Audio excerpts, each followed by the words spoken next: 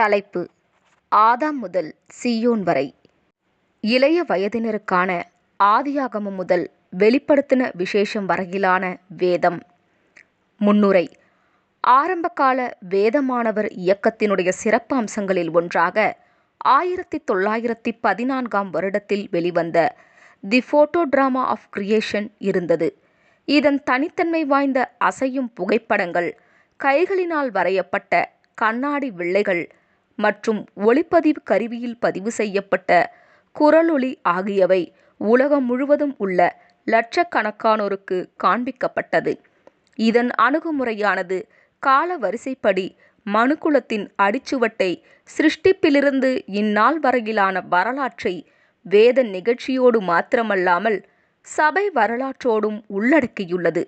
இம்மாதிரியான அணுகுமுறை இப்படைப்பை அனைத்து வயதினருக்கும் பொருந்தக்கூடியதாக அமைந்துள்ளது.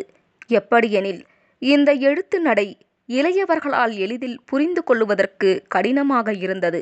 இந்த புத்தகத்தை இளவயது வாசகர்களுக்கு தக்கதாக 1996 வருடம் வாஷிங்டன் பிரிமெர்டனின் பெவர்லி கிறிஸ்டியன்சென்ட் என்பவர் எழுதினார். அவர் இதற்கு மூல நூலான போட்டோடிராமா புத்தகத்தை அடிப்படையாகவும் உந்துதலாகவும் பயன்படுத்தினார். அதன் பெரும்பான்மையான அம்சங்கள் இங்கு சேர்க்கப்பட்டுள்ளது.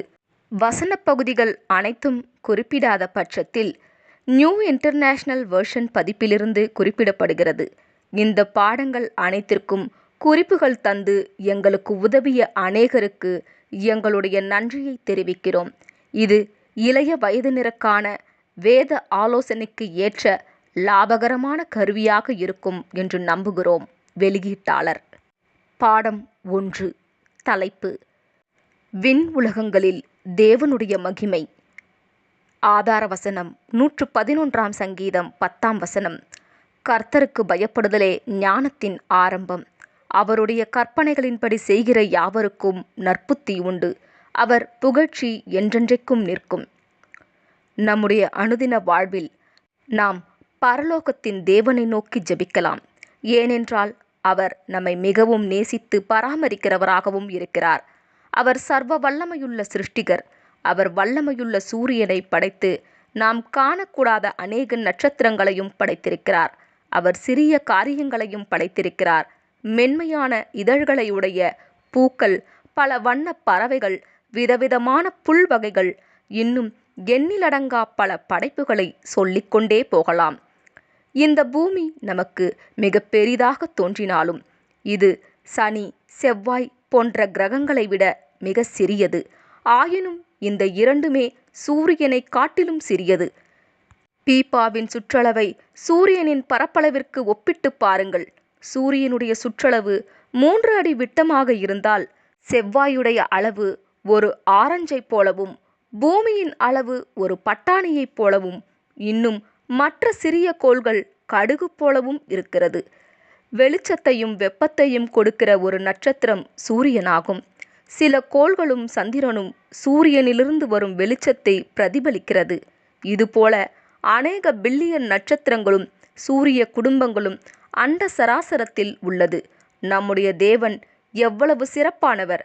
அண்ட சராசரத்தின் படைப்புக்கு முன் இருந்த துவக்கத்தின் விவரங்களை நாம் யோவான் 1 1, 2, 3 வாசிக்கலாம். நம்முடைய பிதாவாகிய தேவனுக்கு தொடக்கம் இல்லை. நமக்கு இது புரியாத ஒரு காரியமாகவும் இருக்கலாம். எல்லாவற்றிற்கும் ஒரு துவக்கம் உண்டு. லோகோஸ் என்ற இயேசு தேவனால் படைக்கப்பட்ட முதலும் கடைசியுமான படைப்பாக இருக்கிறார். வெளிப்படுத்தல் 3 கொலோசையர் 1 15 சகல திட்டங்களையும் தேவன் தீட்டினார். பிதாவாகிய தேவன் சிறந்த சிற்பாசாரியராகவும் லோகோஸ் சிறந்த ஓர் கட்டுனராகவும் இருக்கிறார். அதை நம்முடைய ஆண்டவராம் இயேசு மிக சிறப்பாக நிறைவேற்றினார். சகலத்தையும் மிக நேர்த்தியாகவும் அருமையாகவும் படைத்து முடித்தார். ஆதியாகமம் என்றால் துவக்கம். ஆதியாகமம் 1 ஆதியிலே தேவன் வானத்தையும் பூமியையும் சிருஷ்டித்தார். இந்த வசனம் மட்டுமே சகல அண்ட சராசரங்களின் படைப்பை பற்றி கூறுகிறது. அதற்கு பின்வரும் வசனங்களில் மனிதனுடைய குடியிருப்புக்காக இந்த உலகத்தை ஆயத்தப்படுத்தியதை பற்றி சொல்லப்படுகிறது. பூமி தன்னைத்தான் சுற்றி வருவதினால் நமக்கு இரவும் பகலும் மாறி மாறி வருகிறது. இந்த பூமி சூரியனை ஒருமுறை சுற்றும்போது நமக்கு 1 வருடம் கடந்து போகிறது. பிதாவாகிய தேவன் சிறந்த சிற்பாசாரியராகவும் லோகோஸ் சிறந்த ஓர் கட்டுனராகவும் இருக்கிறார். பாடம் 2. படைப்பின் முதல் நாள். தேவன் வெளிச்சம் உண்டாக கடவது என்றார். வெளிச்சம் உண்டாயிற்று. தேவன் வெளிச்சத்துக்கு பகல் என்று பெயரிட்டார். இருளுக்கு இரவு என்று பெயரிட்டார். சாயங்காலமும் விடியற்காலமும் ஆகி முதலாம் நாள் ஆயிற்று. ஆதியாகமம் 1ஆம் அதிகாரம் 3-5 வசனங்கள். இந்த பூமி எத்தனை நாட்களுக்கு முன்பாக படைக்கப்பட்டது என்றும் எவ்வாறு படைக்கப்பட்டது என்றும் வேதாகமம் தெளிவாக கூறவில்லை. ஆனால் இந்த பூமியை படைக்கும் போது அது வெறுமையாகவும் ஒழுங்கின்மையாகவும் இருந்தது என்று வாசிக்கிறோம். அங்கு மரங்களோ செடிகளோ ஆறுகளோ கடல்களோ எதுவும் இல்லை. 6 படைப்பின் நாட்களில் தேவன் இந்த பூமியை மனுஷர் குடியிருப்புக்கு ஏற்றதாக மாற்றினார். ஏசாயா 45ஆம் அதிகாரம் 18ஆம் வசனம். இது நமக்கு 7வது படைப்பின் நாளின் காலத்தை எடுத்து காட்டுகிறது. அதாவது ஒவ்வொரு படைப்பின் நாட்களுக்கும் 7000 வருடங்கள் உள்ளது. 7ஆம் நாளோடு ஒரு படைப்பின் வாரம் முடிவு பெறுகிறது. துவக்கத்தில் பூமிக்கு சரியான ஒரு உருவம் இல்லை. அநேக பொருட்கள் சேர்ந்து வேகமாக சுற்றி கொண்டிருந்தது. இது வேகமாக சுற்றும் போது தண்ணீரும் மற்ற தாது பொருட்களும் வெப்பம் அதிகமாக இருந்ததினால் ஆவியாக சுற்றிலும் வீசப்பட்டது. அவைகள் அந்த வெப்பத்திலிருந்து குளிரும் போது பெரிய பெரிய வட்டங்களாக பூமியில் படிய ஆரம்பித்தது.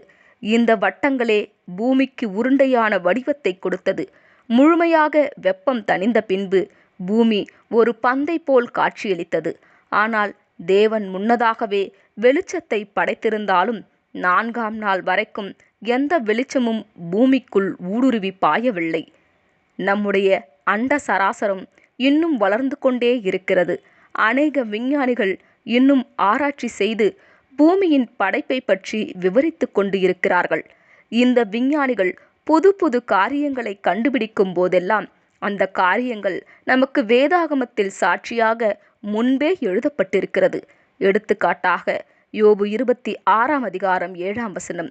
பூமி அந்தரங்கத்தில் தொங்குகிறது. இதை மிக சமீபத்தில் தான் கண்டுபிடித்தார்கள். வேதாகமத்தில் உள்ள அனைத்தையும் மற்றும் படைப்பு முழுவதையும் இன்று வரை மனிதர்கள் முழுமையாக புரிந்து கொள்ள இயலவில்லை. ஆனால் படைப்பின் திட்டத்தை வகுத்த பின்பு அதை வேதாகமத்தில் எழுதி நமக்கு கொடுத்திருக்கிறார். நம்முடைய வேதாகமம் சகல சிருஷ்டிப்பின் காரியங்களையும் தெளிவாக எடுத்து காட்டுகிறது. நம்முடைய அண்ட சராசரம் இன்னும் வளர்ந்து கொண்டிருக்கிறது. பாடம் 3.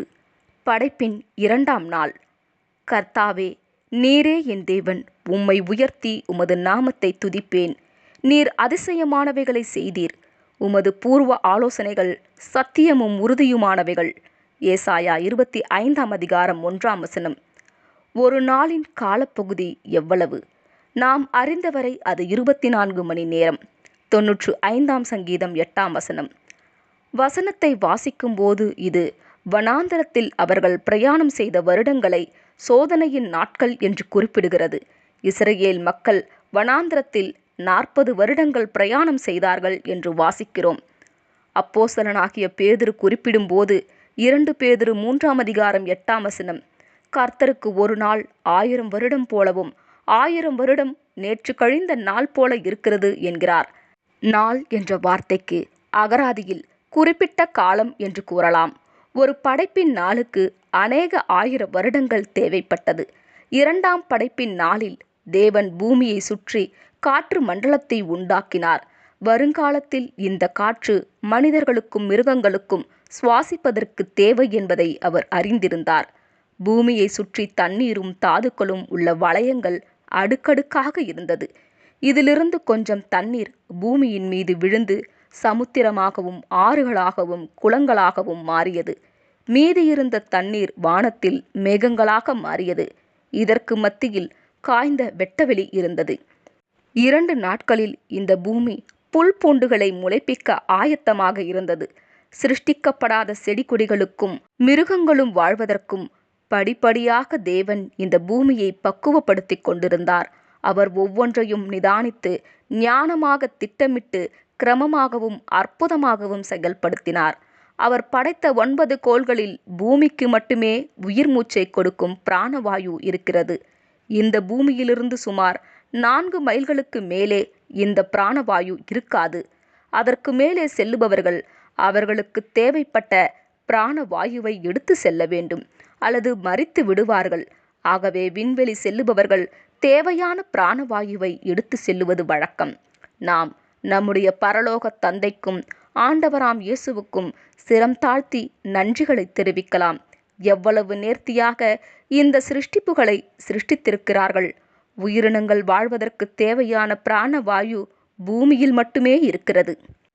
பாடம் 4. படைப்பின் 3ஆம் நாள். நம்முடைய சகாயம் வானத்தையும் பூமியையும் உண்டாக்கின கர்த்தருடைய நாமத்தில் உள்ளது. 124ஆம் சங்கீதம் 8ஆம் வசனம். நாம் ஒரு கடற்கரைக்கு போய் ஒரு வாளி தண்ணீரை வேகமாக ஓர் இடத்தில் ஊற்றின தண்ணீர் மணலுக்குள் ஒரு பெரிய துவாரத்தை ஏற்படுத்தி சுற்றிலும் மலைகள் போன்ற தோற்றம் உடையவைகள் ஏற்படும் சிறிய சிறிய குளங்கள் போன்ற தண்ணீர் தெப்பங்களை காணலாம். இப்படியே நம்முடைய பிதாவும் குமாரனும் இந்த பூமியின் மேல் மலைகளையும் கடல்களையும் சிருஷ்டித்திருக்க வேண்டும். பூமியை சுற்றியிருந்த வளையங்களின் மிக வேகமான அழுத்தங்களின் காரணமாக பிரம்மாண்டமான மலைகளும் ஆழமான பள்ளத்தாக்குகளும் உண்டாக்கப்பட்டது. நாம் கடற்கரையில் குளங்கள் ஆறுகள் வெட்டுவது போல் இதுவும் உண்டாக்கப்பட்டது. இதுவே 3ஆம் நாளின் படைப்புகளாக இருந்தது. கடலும் வெட்டாந்தரையும் வெவ்வேறாக பிரிக்கப்பட்டது. பூமியில் புல்லும் செடிகளும் மரங்களும் முளைக்க ஆரம்பித்தது. பூமியும் குளிர்ந்து மனிதர்களுடைய குடியிருப்புக்கு ஏற்றதாக மாறியது. நிலம் காய்ந்து சுத்தமான தண்ணீர் பூமியின் புல் பூண்டுகள் வளர்வதற்கு உதவியாக இருந்தது. ஆதியாகமம் 1ஆம் அதிகாரம் 11-12 வசனங்கள். அப்பொழுது தேவன் பூமியானது புல்லையும் விதையை பிறப்பிக்கும் பூண்டுகளையும் பூமியின் மேல் தங்களில் தங்கள் விதையை உடைய கனிகளை தங்கள் தங்கள் ஜாதியின்படியே கொடுக்கும் கனி விருட்சங்களையும் முளைப்பிக்க கடவது என்றார். அது அப்படியே ஆயிற்று. பூமியானது புல்லையும் தங்கள் தங்கள் ஜாதியின்படியே விதையை பிறப்பிக்கும் பூண்டுகளையும் தங்கள் தங்கள் ஜாதியின்படியே தங்களில் தங்கள் விதையை உடைய கனிகளை கொடுக்கும் விருட்சங்களையும் முளைப்பித்தது. தேவன் படைத்த சகலமும் தங்கள் தங்களின்படியே உயிரினங்களை உருவாக்குவதற்கு கட்டளையிட்டார். தாவரங்களானாலும் மிருகங்களானாலும் அவைகளைப் போலவே உற்பத்தி செய்ய வேண்டும் என்று கட்டளையிட்டார். 3ஆம் நாளிலும் பூமியில் அதிகமான கரியமில வாயு சூழ்ந்து கொண்டிருந்தது. இன்னும் பூமியின் மேல் மழை பெய்யவில்லை. ஆனாலும் தண்ணீர் மேகம் போல அடர்த்தியாக பூமியின் மேல் சூழ்ந்து கொண்டு இருந்தது. பூமி தன்னில் உள்ள வெப்பத்தை வைத்துக்கொண்டு சூடாகவே இருந்தது. இந்த சூழ்நிலைகள் பெரிய மரங்கள் வளர்வதற்கு மிக சாதகமாக இருந்தது. நாம் ஒரு சமுத்திரத்தை அல்லது ஒரு கடலை பார்க்கும்போது மிகவும் ஆச்சரியமாக இருக்கிறது. ஆபகுக் 2ஆம் அதிகாரம் 14ஆம் வசனம். சமுத்திரம் ஜலத்தினால் நிறைந்திருக்கிறது போல இந்த பூமி கர்த்தரை அறிகிற அறிவினால் நிறைந்திருக்கும்.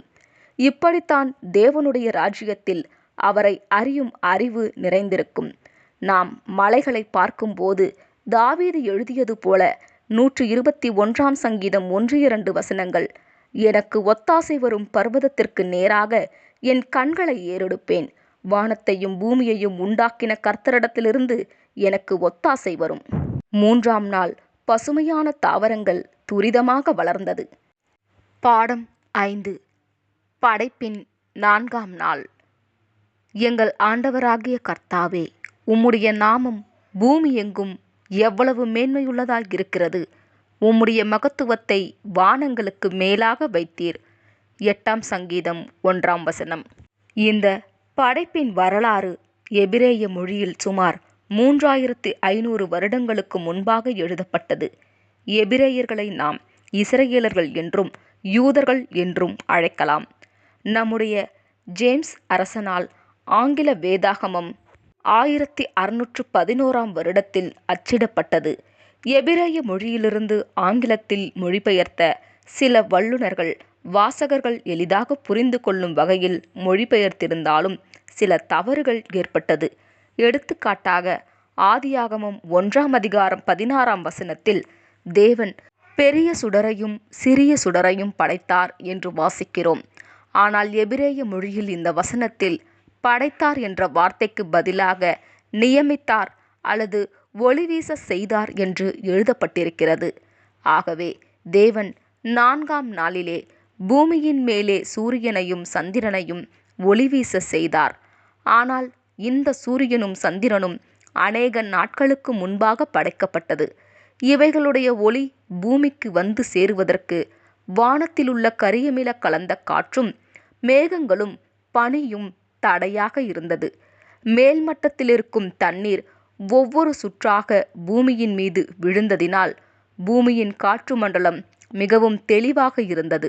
சூரிய ஒளியும் சந்திரனுடைய ஒளியும் நட்சத்திரங்களுடைய ஒளியும் பூமியின் மேல் பிரகாசித்தது. சூரியனுடைய கதிர்களும் சந்திரனுடைய கதிர்களும் இன்னும் அதிகமான உயிரினங்களை வரச் செய்தது. பூமியின் மேல் சில மாற்றங்களை ஏற்படுத்த இந்த ஒளியை பயன்படுத்தினார். தேவன் இந்த சூரியனை கொண்டு மனிதர்களுக்கும் மிருகங்களுக்கும் காலங்களை நியமித்தார். இவைகளின் மூலம் பூமிக்கு அதிகமான பிராணவாயு கிடைத்தது. சந்திரன் இரவு நேரத்தில் கடல் அலைகள் மூலம் காலத்தை கணக்கிட வைத்தார். முந்தைய காலத்தில் மக்கள் இந்த சந்திர கணக்கை வைத்துதான் வருடங்களை கணக்கிடுவார்கள். சந்திரனை கால குறிப்புக்காக படைத்தார். சூரியன் தன் அஸ்தமனத்தை அறியும். 104ஆம் சங்கீதம் 19ஆம் வசனம். இந்த காரியங்கள் பூமியின் மேல் அதிகமான வளர்ச்சியை கொண்டு வந்தது. அநேக விதமான தாவரங்கள் முளைத்தது. கடல் வாழும் ஜந்துக்களான பூச்சிகள், நத்தைகள் இன்னும் அநேக மீன் வகைகள் அதிகமாக உற்பவித்தது. இந்த படைப்பினால் நம்முடைய தேவனுடைய அற்புதமான திட்டங்களை எடுத்து காட்டுகிறது. முன்பு படைக்கப்பட்ட சூரியன், சந்திரன், நட்சத்திரங்களும் பூமியின் மேல் ஒளி தந்தது. பாடம் 6. படைப்பின் 5ஆம் நாள். ஆதியாகமம் 1ஆம் அதிகாரம் 21ஆம் வசனம். தேவன் மகா மற்றங்களையும் ஜலத்தில் தங்கள் தங்கள் ஜாதிகளின்படியே திரளாய் ஜனிப்பிக்கப்பட்ட சகலவித நீர்வாழும் ஜந்துக்களையும் சிறகுள்ள ஜாதி ஜாதியான சகலவித பட்சிகளையும் சிருஷ்டித்தார். தேவன் அது நல்லது என்று கண்டார். மிருகங்கள் சுவாசிக்கத்தக்கதாக இப்போது இந்த பூமியை சுற்றி உள்ள காற்று மண்டலம் தூய்மையாக இருந்தது. தண்ணீரிலும் காற்றிலும் அதிகமாக இருந்த கரிப்பொருளை கடலில் இருக்கும் சுண்ணாம்பு போன்றவைகள் உறிந்தது. காலப்போக்கில் இது கடலுக்கு அடியில் சுண்ணாம்பு கற்களாக படிந்தது. மிக பெரிய காடுகளும் கடலுக்குள் மூழ்கி கரிப்பொருளாக மாறியது. மேலும் இப்படியாக பெரும் பகுதியான கரியமில வாயு எடுத்து கொள்ளப்பட்டு மிருகங்கள் சுவாசிக்க வழிவகுத்தது. திரளான மீன்களும் கடல்வாழ் ஜந்துக்களும் தண்ணீரை நிரப்பிற்று. சில ஊர்வன ஜந்துக்கள் நிலத்திலும் நீரிலும் வாழ்ந்தது. ஆதியாகமம் 1ஆம் அதிகாரம் 21ஆம் வசனம். மகா மச்சங்களை சிருஷ்டித்தார் என்று ஜேம்ஸ் அரசனால் மொழிபெயர்க்கப்பட்ட வேதாகமத்தில் வாசிக்கிறோம். ஆனால் இதை ராட்சத பிராணிகள் என்று சரியாக மொழிபெயர்த்திருக்க வேண்டும். டைனோசரஸ் மிக அழகாக வர்ணிக்கப்படுகிறது. சிறகுள்ள பறவைகள் என்பது பறவைகளையும் சில பறக்கும் ஊர்வன ஜந்துக்களையும் குறிக்கும். இவைகளுக்கு 25 அடி நீளமான இறகுகள் இருந்தன. மிருகங்கள் படைக்கப்படும் முன் அவைகளுக்கு தேவையான புல் பூண்டுகள் முளைத்தது என்று விஞ்ஞானிகள் கூறும்போது, நாம் தேவனுடைய ஞானத்தையும் வல்லமையையும் நினைக்கும்போது மிக ஆச்சரியமாக இருக்கிறது. தேவன் சகலத்தையும் அதினதின் காலத்திலே நேர்த்தியாக செய்கிறார் என்பதற்கு இது ஒரு சரியான எடுத்துக்காட்டாகும். பூச்சி, பறவை போன்றவைகளை கொண்டு உணவு தரும் செடிகளின் விதைகளை பூமியெங்கும் பரப்பினார் என்று நாம் அறியும்போது தேவனுடைய திட்டத்தை கண்டு நாம் மிகுந்த வியப்பு அடைகிறோம். இப்படியாக அவர் படைத்த அனைத்து உயிரினங்களுக்கும் ஆகாரம் கிடைத்தது. புதிதாக வளரக்கூடிய பெரிய தாவரங்களுக்கு அதிகமான சூரிய வெளிச்சமும் ஈரப்பதமும் தேவைப்பட்டது. முந்தைய மப்பும் மந்தாரமுமான படைப்பின் நாள் முடிவதற்கு காத்திருந்த நாட்கள் செல்ல செல்ல சூரியனின் கதிர்கள் பூமியின் மேல் பாய தேவன் காத்திருந்தார்.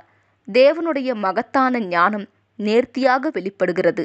பாருங்கள், அதற்கு பின் அவர் பல வண்ணங்கள் கொண்ட நறுமணம் வீசும் செடிகளை படைத்தார்.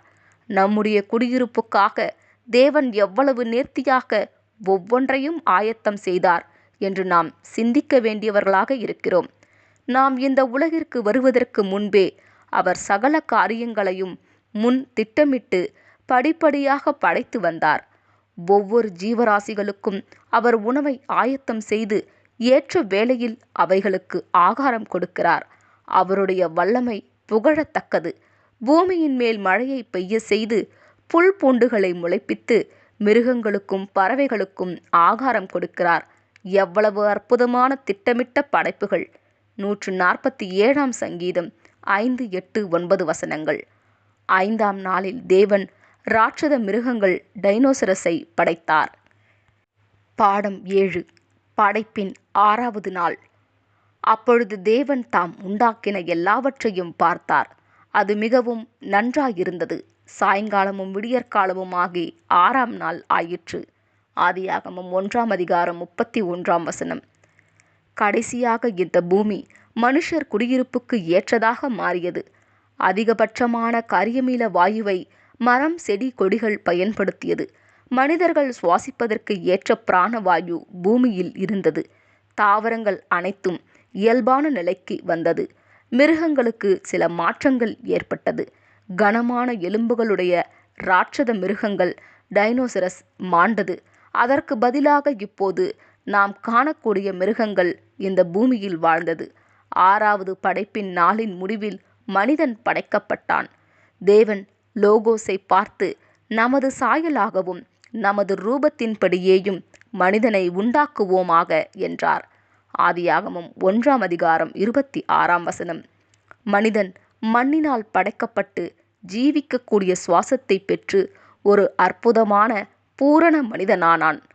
மனுஷன் தேவ சாயலில் படைக்கப்பட்டதால் தேவன் சர்வத்தையும் ஆண்டு கொள்ளுவது போல அவன் இந்த பூமியில் உள்ளவைகளை ஆண்டு கொள்ளுவதற்கு அதிகாரம் பெற்றான்.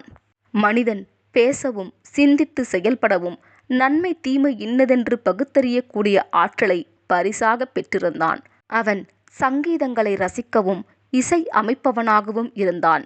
தேவனை தொழுது கொண்டு சேவித்து மகிழ்விக்கும் விருப்பம் அவனுக்குள் இருந்தது. அவன் அறிவும் அன்பும் உயர் பண்பும் புதிதானவைகளை கண்டுபிடிப்பவனாகவும் இருந்தான்.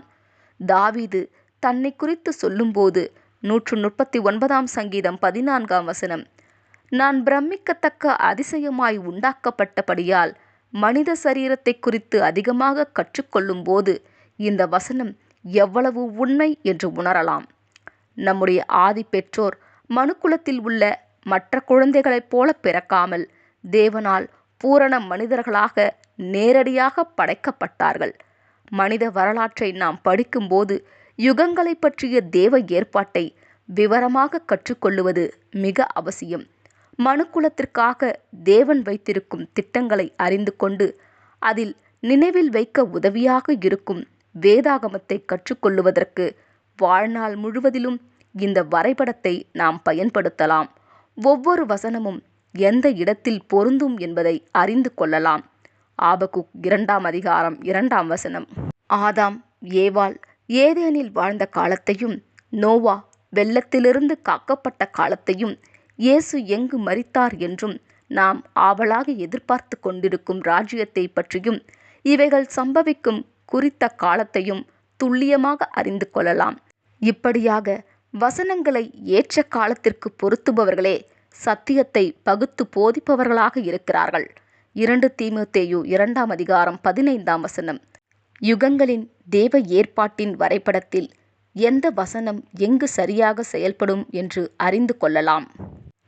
பாடம் 8. படைப்பின் 7ஆம் நாள். தேவன் தாம் சிருஷ்டித்து உண்டு பண்ணின தம்முடைய கிரியைகளையெல்லாம் முடித்த பின்பு அதிலே ஓய்ந்திருந்தபடியினால் தேவன் 7ஆம் நாளை ஆசீர்வதித்து அதை பரிசுத்தமாக்கினார்.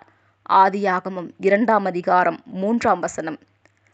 படைப்பின் 6ஆம் நாள் முடிவில் ஆதாம் படைக்கப்பட்டார். ஏவாள் ஆதாமின் ஒரு பகுதியாக இருந்தாள். ஏற்ற காலத்தில் அவள் ஆதாமிலிருந்து பிரிக்கப்பட்டு அவர்களுடைய குழந்தைகளுக்கு ஒரு தாயாகவும் ஆதாமுக்கு ஒரு நல்ல துணைவியாகவும் உதவியாளருமாக செயல்பட தேவன் அவளை சிருஷ்டித்தார். பின்பு படைப்பின் வேலைகளிலிருந்து தேவன் ஓய்வு எடுத்தார். அடுத்து வந்த 7ஆம் நாளில் மனிதன் பலுகி பெருகி பூமியை நிரப்பி ஏதேனின் பரிபூரணத்தை பூமியெங்கும் பரப்புவதற்கு ஒதுக்கப்பட்டிருந்தது.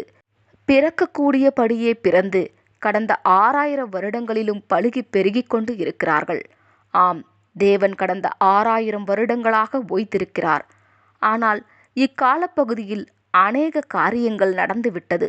தேவன் பாவத்தையும் தீமைகளையும் துன்மார்க்கத்தையும் திட்டமிடவில்லை. இப்படியிருக்க தேவன் ஏன் இதை தடுக்கவில்லை? அல்லது அவர் ஓய்ந்திருக்கும் வரைக்கும் மக்கள் வேதனைப்படவிட்டு விட்டாரா? தேவன் சகலத்தையும் அறிந்தவராக இருக்கிறார். நேற்று கழிந்த காரியங்களை நாம் காணுவது போல் அவர் வரக்கூடிய காரியங்களை நன்கு அறிந்திருந்தும் அவனை தடுக்கவில்லை.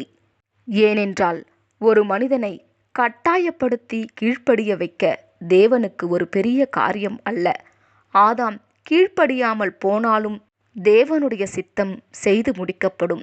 மேசியாவின் யுகத்தில் மனுக்குலம் பூரண நிலைமைக்கு சீர்திருத்தப்பட்டு பூமி முந்தைய ஏதேனைப் போல் மாறும். இதுவே சீர்பொருந்துதல் அல்லது இளைப்பாறுதல் ஆகும். மனுக்குலம் கல்லறைகளிலிருந்து உயிர்த்தெழுவது எவ்வளவு அற்புதமான ஆசீர்வாதமாக இருக்கும்! அப்போது அவர்கள் நீதியையும் நியாயத்தையும் கற்றுக்கொண்டு மனப்பூர்வமாக தேவனுடைய சட்டங்களுக்கு கீழ்ப்படிவார்கள். அவர்களுடைய இந்த தீமையான அனுபவங்கள் அவர்களை அப்போது சரியான முடிவு எடுக்க உதவி செய்யும். பின்பு மனுக்குலம் தேவனுடைய சாயலையும் ரூபத்தையும் பெறுவார்கள். சாயல் என்பது சிந்தித்து செயல்படக்கூடியவர்களாகவும், ரூபம் என்பது தேவன் அண்ட சராசரங்கள் மேல் ஆண்டு கொள்ளுவது போல் இந்த பூமியை ஆளுவதையும் குறிக்கும். இவைகள் பொறுமையாக நிறைவேறும். தேவனுடைய திட்டங்களை செயல்படுத்துவதின் மூலம் நாம் தேவனுடைய அன்பையும் வல்லமையையும் நீதியையும் ஞானத்தையும் காண முடியும். ஆதாம் படைப்பின் 6ஆம் நாள் முடிவிலே படைக்கப்பட்டார். பாடம் 9. தாயாகிய ஏவாளின் படைப்பு. ஆதியாகமம் 2ஆம் அதிகாரம் 24ஆம் வசனம். இது நிமித்தம் புருஷன் தன் தகப்பனையும் தன் தாயையும் விட்டு தன் மனைவியோடு இசைந்திருப்பான், அவர்கள் ஒரே மாம்சமாயிருப்பார்கள். சில காலம் ஆதாம் ஏதேனில் தனியாக இருந்தார். அவர் மிருகங்களோடும் பறவைகளோடும் கூடி வாழ்ந்தார். ஆனாலும் தன்னை போல் ஒருவரும் இராததினால் அவர் தனிமையில் இருந்தார். ஏவாள் ஆதாமின் விலா எலும்பிலிருந்து உருவாக்கப்பட்டதினால் அவள் ஆதாமின் ஒரு பகுதியாக இருந்தாள். ஆதாம் ஏவாளை மிகவும் நேசித்தார். அற்புதமான சிருஷ்டிகரை பற்றியும் அவர் கொடுத்த ஆசீர்வாதங்களையும் ஏவாள் கற்றறிய உதவி செய்தார். ஏவாளும் ஆதாமை மிகவும் நேசித்து ஏதேனில் அவரோடு வாழ்க்கையை பகிர்ந்து கொண்டாள். ஏவாள் தேவனுடைய அற்புதமான கைவேலைகளை சுட்டிக்காட்டும் போது இருவரும் இணைந்து ரசித்ததால் அவைகள் மென்மேலும் அழகாய் தோன்றியது. இவர்கள் மிக சந்தோஷமாக இருந்தார்கள் என்பதற்கு சந்தேகமே இல்லை. இதுவே தேவனுடைய திட்டமாக இருந்தது. மனிதர்கள் திருமணம் செய்து பிள்ளைகளை பெற வேண்டும் என்று தேவன் விரும்பினார். அவர்கள் அவரை நேசித்து அவருடைய ஆசீர்வாதங்களில் களிகூர வேண்டும் என்றும் விரும்பினார். நம்முடைய வேதாகமத்தில் அநேக அற்புதமான சரித்திரங்கள் மணவாளன்களையும் மணவாட்டிகளையும் பெற்றோர்களையும் பிள்ளைகளையும் பற்றி கூறுகிறது. இயேசு மணவாளன் என்று அழைக்கப்படுகிறார். மத்தேயு 9ஆம் அதிகாரம் 15ஆம் வசனம், 25ஆம் அதிகாரம் 1ஆம் வசனம். 1,44,000 பரிசுத்தவான்களை மணவாட்டி என்று அழைக்கப்படுகிறார்கள். வெளிப்படுத்தல் 21ஆம் அதிகாரம் 9ஆம் வசனம், 22ஆம் அதிகாரம் 17ஆம் வசனம். பூமி மக்களால் நிறைந்திருப்பதினால் தேவனுடைய ராஜ்யத்தில் திருமணங்களும் பிள்ளை பெறுவதும் இருப்பதில்லை. மத்தேயு 22ஆம் அதிகாரம் 30ஆம் வசனம். பூமியில் உள்ள அனைவரும் தேவன் முன் திட்டமிட்டபடியே அவருடைய ஆசீர்வாதங்களை பெறுவார்கள். பரிசுத்தவான்களை தேவனுடைய பிள்ளைகள் என்று அழைக்கப்படுவார்கள். இவர்கள் இயேசுவுக்கு பங்காளிகளாகவும் அனைவரும் ஒரே குடும்பமாகவும் இருப்பார்கள். ரோமர் 8ஆம் அதிகாரம் 16-17 வசனங்கள். இயேசுவின் மரணமும் உயிர்த்தெழுதலும் இந்த பூமியில் மக்கள் அனைவரையும் நிம்மதியாக தேவனுடைய ராஜ்யத்தில் வாழ்வதற்கு வழிவகுத்ததினால் அவர் நித்திய பிதா என்று அழைக்கப்படுவார். ஏசாயா 9ஆம் அதிகாரம் 6ஆம் வசனம். தேவனுக்கும் மனுக்குலத்திற்கும் குடும்ப வாழ்க்கை அவசியமான ஒன்றாகும். ஆதாம் ஏவாள் அநேக பிள்ளைகளை பெற்றார்கள். அவர்கள் கொஞ்சம் குறைய பூரண நிலையில் இருந்ததினால் அவர்களுடைய பிள்ளைகள் திருமணம் செய்து கொண்டு இந்த பூமியில் தங்களுக்கென்று குடும்பங்களை ஏற்படுத்தினார்கள். இப்படியாக மனித குடும்பங்கள் பெருகி பூமியை நிரப்பினார்கள். ஆதியாகமம் 1:28 தேவன் மனிதனை குடும்பமாக வாழ்வதற்கு படைத்தார். பாடம் 10. தாயாகிய ஏவாள் ஏமாற்றப்பட்டாள். சர்ப்பம் ஸ்திரீயை நோக்கி, நீங்கள் சாகவே சாவதில்லை என்றது. ஆதியாகமம் 3:4 ஏவாள் தேவனை பற்றி அனைத்தையும் தனக்கும் ஆதாமுக்கும் ஆயத்தம் பண்ணப்பட்ட அழகான ஏதேன் தோட்டத்தை பற்றியும் அறிய ஆவலாக இருந்தாள். அங்கிருந்த அநேக காரியங்களை அறிந்து கொள்ள விரும்பினாள். அந்த ஒரு மரத்தின் கனியை புசிக்க வேண்டாம் என்று ஏன் சொன்னார்? ஞானமுள்ள அழகான சர்ப்பம் மட்டும் இந்த மரத்தின் கனியை புசித்து உயிரோடு இருப்பது எப்படி? பூரணமான ஜோடியை ஏமாற்றுவதற்கு சாத்தான் மிக தந்திரமாக திட்டம் வகுத்தான். அவன் ஏவாளிடம் தன்னை வணங்க சொல்லியிருக்கலாம். ஆனால் அவள் அதிர்ச்சியடைந்து அவனை விட்டு போயிருப்பாள். ஆகவே சாத்தான் அவளை கவனித்து அவள் வழிகளை நன்கு அறிந்தான். அவள் மிக்க சந்தோஷமாக இருந்தாள். அவள் ஆதாமை நேசித்தாள், தேவனையும் நேசித்தாள். அவளுடைய குணங்களில் எதை சாதகமாக பயன்படுத்துவது என்று அவன் யோசித்தான். அதிகமான அறிவை பெற அவள் ஆசித்தாள். ஞானம் மிகவும் நல்லது. நாம் அறிவை ஞானமாக பயன்படுத்தும் அளவுக்கு தேவன் நமக்கு அறிவை அபரிமிதமாக கொடுத்திருக்கிறார். ஏவாள் தொடர்ந்து தேவனுக்கு கீழ்ப்படிந்து அவரை நேசித்திருந்தால் இன்னும் அதிகமான அறிவை கொடுத்திருப்பார். அந்த சூழ்நிலையில் தேவன் தன்னுடைய சட்டங்களுக்கு கீழ்ப்படிய கற்றுக் கொடுப்பது நலமாக இருக்கும் என்று விரும்பினார். தேவனுக்கு கீழ்ப்படிந்து விசுவாசமாக இருப்பார்களா என்று சோதிக்க அந்த மரத்தின் கனியை புசிக்க வேண்டாம் என்று தற்காலிகமாக சொல்லப்பட்டது. கீழ்ப்படியாமைக்கு மரணமே தீர்ப்பாக வைக்கப்பட்டது. ஜீவனற்ற நிலை மரணமாகும். மரித்தவர்கள் ஒன்றும் அறியார்கள். இனி அவர்களுக்கு ஒரு பலனும் இல்லை. பிரசங்கி 9:5-10 சாத்தான் சர்வ வல்லமையுள்ள தேவனைப் போல் இருந்த மக்களின் ஆராதனையை பெற விரும்பினான். விலக்கப்பட்ட அந்த விருட்சத்தின் கனியை அவன் தந்திரமுள்ள சர்ப்பத்தை புசிக்கும்படி ஏவினான். கனியை புசித்த சர்ப்பம் உயிரோடு இருந்ததைக் கண்டு அவளும் அதை புசித்தாள்.